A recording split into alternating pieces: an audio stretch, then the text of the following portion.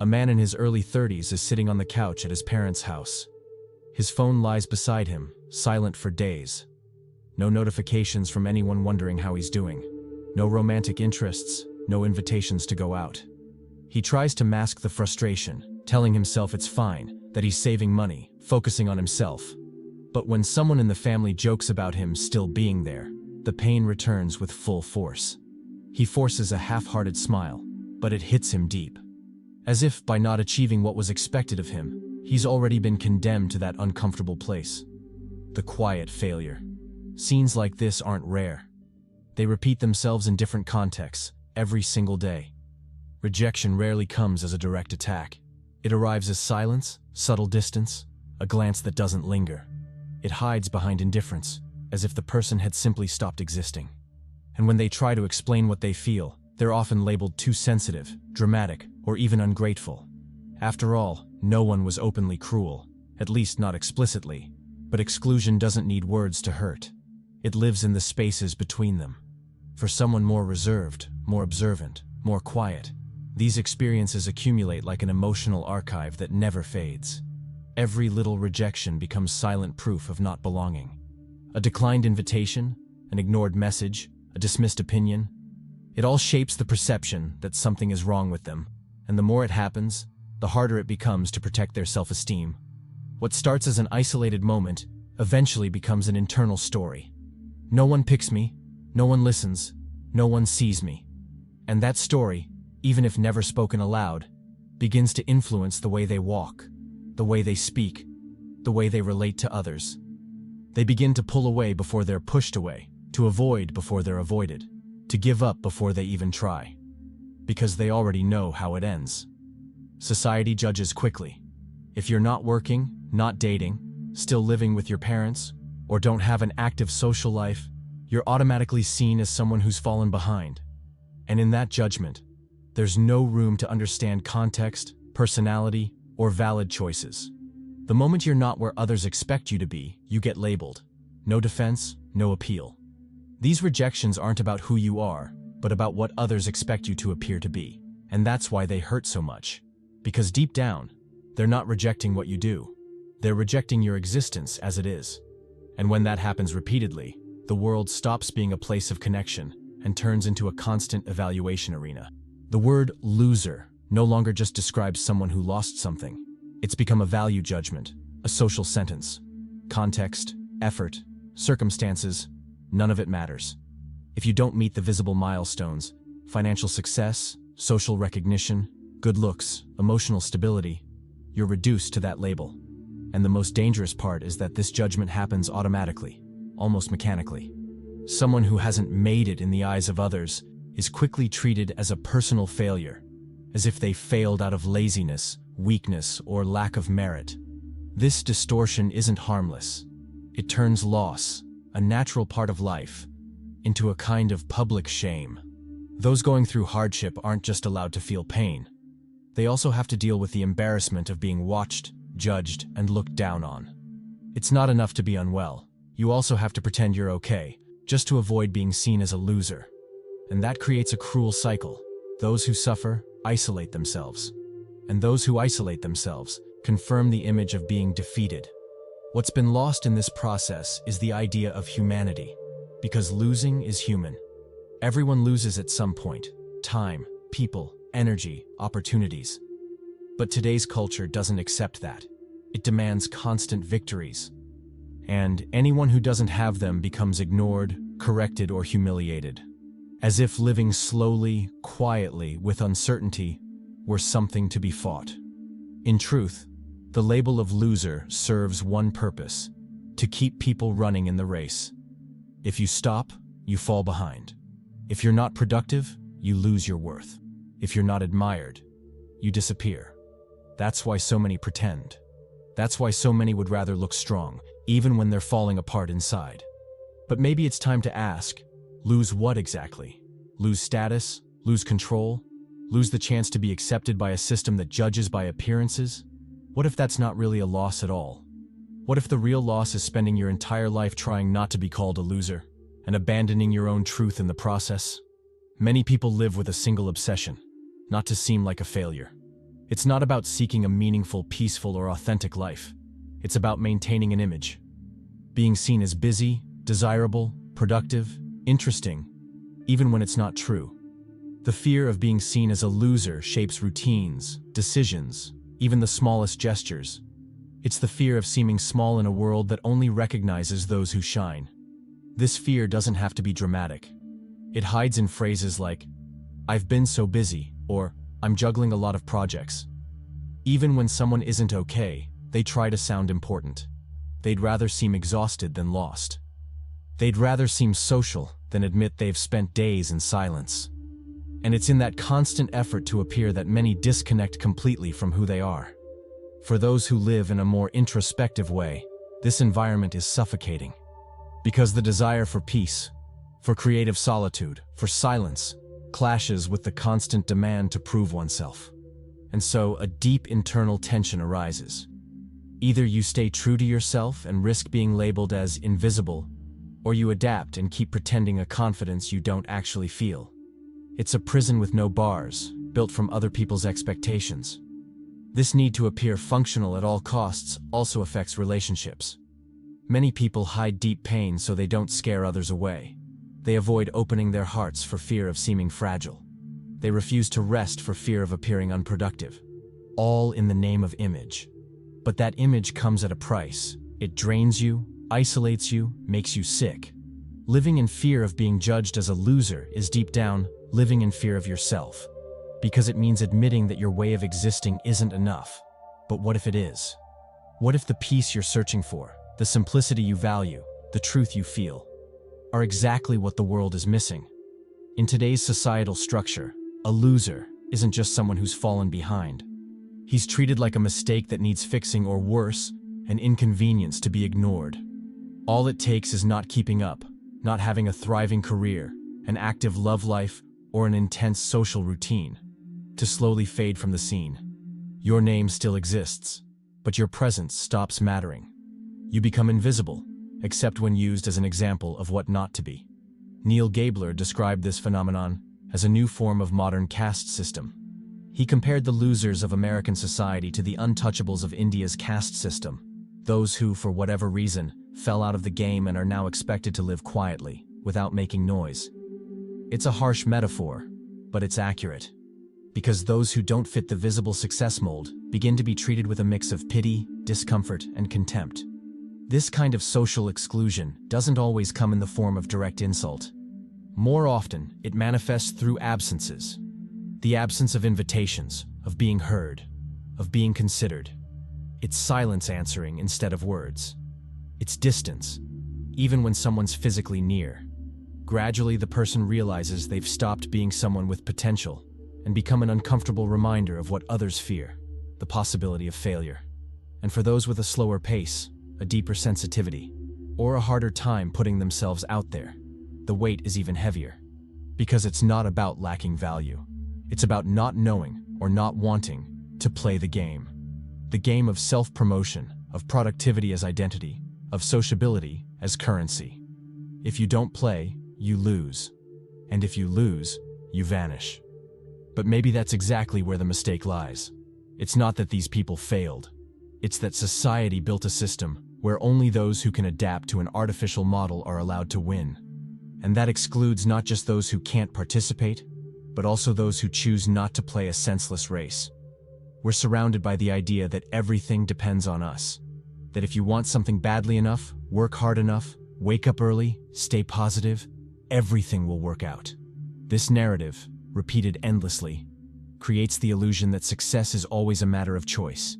And, by extension, failure too. If you didn't make it, it's because you didn't try hard enough. If you're alone, it's because you didn't know how to connect. If you're unhappy, it's because you didn't make the right choices. But is it really that simple? Stoic philosophy, especially Epictetus, offers a different view. He reminded us that some things are within our control, and some aren't. Our will, our actions, our values, yes. But our health, the era we're born into, the people we cross paths with, the losses we endure, those are not.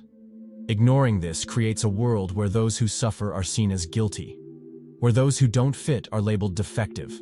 The truth is, a lot is out of our hands. Family background, childhood trauma, emotional wiring, real opportunities. None of that was chosen. And yet we're held accountable as if every failure were a conscious decision, as if everything were always under our control. And that's cruel, especially for those who already carry a sense of inadequacy or who find it hard to show themselves to the world. For someone with a more introspective way of functioning, this meritocratic mindset is suffocating, because it ignores the fact that some people simply weren't made for constant spectacle, for daily competition, for non-stop performance. That's not a flaw. It's a difference. But in a world that worships efficiency and social presence, difference is treated like a mistake. Understanding that not everything is under your control isn't giving up. It's freedom. It's choosing to stop punishing yourself for not being who others expected. It's learning to look at yourself with more compassion and less guilt. Not everything depends on you. And maybe that's where your chance to find peace begins. Few people like to admit it, but luck matters. A lot.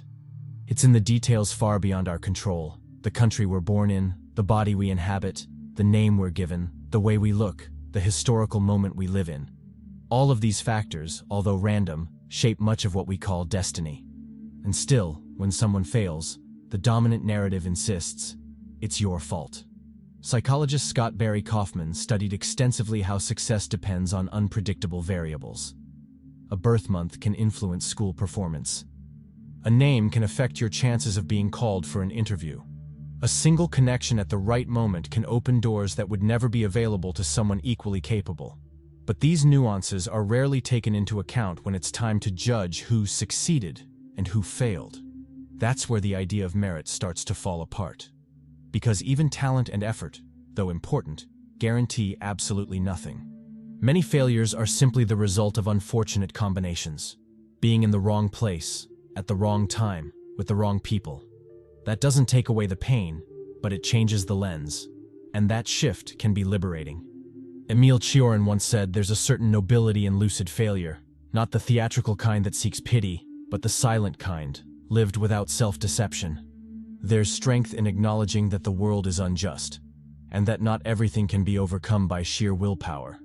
There's dignity in moving forward, even when everything seems stacked against you. Because the kind of failure that comes from clarity doesn't paralyze. It frees you from the illusion of total control. For those who already live on the margins, hearing this isn't an excuse. It's a breath of relief. It's being able to look at your own story without the shame of not ending up where others expected. It's knowing you weren't inferior. Maybe you just weren't lucky. And that, uncomfortable as it may sound, can lighten the burden of a guilt that was never truly yours. Life is a lot like a card game. But what no one really says is that no one chose the hand they were dealt.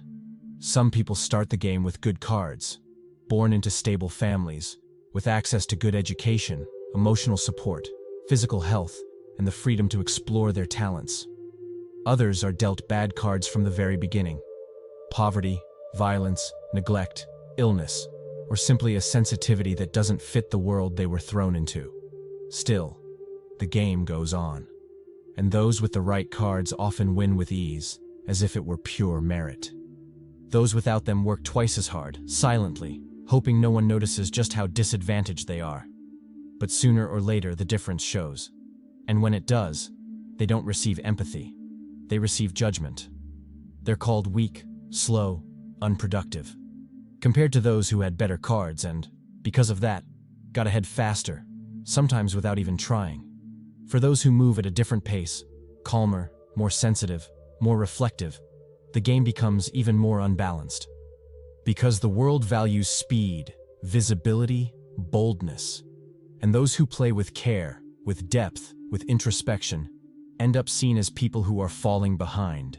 It doesn't matter how thoughtful, how kind, how principled someone is. If there's no visible outcome, it's as if they don't exist. But there's a kind of wisdom that is born precisely from this, the art of playing a bad hand well. It's not about denying hardship or romanticizing pain. It's about understanding that there's dignity in continuing to play, even when the deck is stacked against you. There's strength in not giving up on yourself just because the world gave up on you first. What you were given may not have been fair, But how you play can still be noble. Not because of victory, but because of integrity. Playing with what you have, without pretending, without trampling others, without losing yourself. That, too, is a form of winning. One that may never show up in statistics, but that sustains the soul. Arthur Schopenhauer wasn't an optimist, but maybe that's precisely why he was one of the few who said something truly liberating. The opinion of others means almost nothing. In his Aphorisms for Practical Wisdom, he wrote that, "Who we are in essence matters far more than what others think of us." To him, the pursuit of prestige, fame, and approval is a trap that steals our time and empties our soul. Because to live for the gaze of others is to become a prisoner of something that changes constantly and is never satisfied. This idea might seem distant in a world where everything is measured by likes, visibility, and validation. But for those who already feel out of place, who are invisible, quiet, off the radar, this philosophy is a lifeline. Because if the world doesn't see you, maybe the flaw lies in the world's vision, not in your existence. Schopenhauer also believed most people are trapped in the illusion of appearances. They don't truly live. They perform. They say what's expected, do what seems right, follow the crowd just to avoid exclusion. In this context, not caring about public opinion isn't arrogance. It's psychological survival. What's curious is that the more someone lets go of the need to be accepted, the freer they become. Silence stops being a punishment and becomes a refuge. Solitude stops being an absence and becomes presence. There's something deeply powerful about not needing anyone's approval to continue being yourself. That doesn't mean becoming indifferent or closed off to the world. It means no longer measuring your worth with borrowed rulers. When you grasp that, the label of loser loses its sting, because it only works if you believe you need to please others in order to exist. And if Schopenhauer is right, the only thing that truly matters is your relationship with yourself. Everything else is just noise. We live in a time when appearance matters more than essence, and anyone who refuses to display results, perform happiness, or showcase public success is quickly seen as someone who has nothing. But there's a huge gap between who we are on the inside and the image we manage, or choose, to present. And it's precisely in that gap that both pain and freedom live. Many people considered successful are trapped in a prison disguised as prestige. They do what they hate, spend time with people they despise, maintain an image that drains every ounce of their energy. On the other hand, those pushed to the sidelines of society often discover something the winners never do: inner space, time to think, silence to feel, the freedom of not needing to prove anything. Being invisible, when embraced with awareness, can become an act of resistance. It's the refusal to ask for permission to exist. It's letting go of the need for applause from those who never truly saw you. It's living from what feels real, even if no one else values it. This choice takes courage, because the world interprets silence as weakness, retreat as failure, and discretion as erasure. But in reality, it might be just the opposite. The so-called social failure might have a richer, more honest, and more whole inner life than many of those who shine in the spotlight. That's why real freedom begins when you stop trading your essence for belonging. When you realize there's more value in being true to what you feel than in following patterns that were never made for you. Between being and appearing, choose being, even if it means vanishing from everyone else's radar. Because sometimes, disappearing from others' eyes is the only way to truly find yourself. Here are the closing thoughts of this text, with the same reflective, emotional, and deep tone, ending with a clear message of hope, aimed at those who feel invisible, inadequate, or out of place. Imagine someone who, in society's eyes, has nothing to offer. No status, no followers, no visible achievements. But that same person wakes up in peace, walks slowly, finds joy in small things, speaks to few, but speaks with depth. They don't impress, don't compete, don't promote themselves. And still, they live with dignity. That is the happy loser. Being a happy loser isn't an act of denying reality, but of rejecting the game. It's someone who already understands there's no real victory in a system where everyone is pretending and no one is truly listening.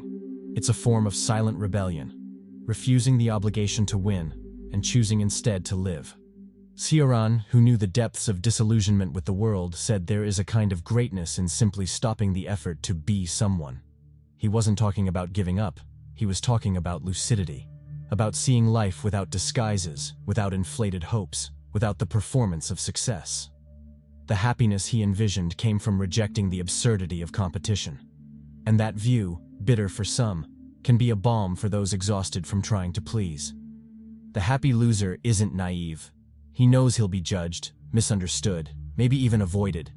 But he also knows that living for others is a kind of inner death. He chooses the peace of authenticity, even if it costs him the company of many. Because in the end, he discovers something rare. There is freedom in no longer having anything to prove. And if freedom costs social acceptance, if living true to yourself means inevitably being left out by a culture that only acknowledges those who perform, maybe that's the price. Maybe living with integrity does mean being a modern untouchable, someone who doesn't belong, doesn't impress, doesn't serve as a model of success. But that doesn't have to be a tragedy. On the contrary, it might be the exact turning point. When you stop trying to fit in, you begin to occupy your own space. When you give up pleasing, you begin to breathe. And when you embrace solitude as a path instead of a curse, you start to truly hear your own voice. Being invisible, quiet, off the grid, it's not a flaw. It's a valid form of existence, just like any other. What defines the value of a life is not the number of achievements, but the consistency between who you are and how you live. And maybe the untouchables, the ones everyone ignores, are the very ones who see the world as it truly is. In the end, the real winner might be the one who had the courage not to compete, who chose peace over performance, who chose silent presence instead of loud display. Because whoever learns to live with themselves from the outside discovers a richness no status can buy. Inner freedom. If you've made it this far, maybe you carry within you the pain of not being seen, of being left out, misunderstood, labeled for what you couldn't give to the world. But I want you to know, none of that defines you. You are not your failure. You are not the silence of others. You are not what they expected you to be. You are the one who endured, even invisible. The one who kept going, even in doubt. The one who still feels, even when the world no longer does. And that matters. It matters more than any recognition, because your existence, lived with truth, is already a form of beauty. Maybe no one will ever applaud you for that. But life isn't lived for applause. Life is lived to be at peace with who you are. So, if being a loser means keeping your integrity in a world that sells its soul for attention, then so be it. Because life can be hard, but it's still worth living when you decide to live it on your own terms.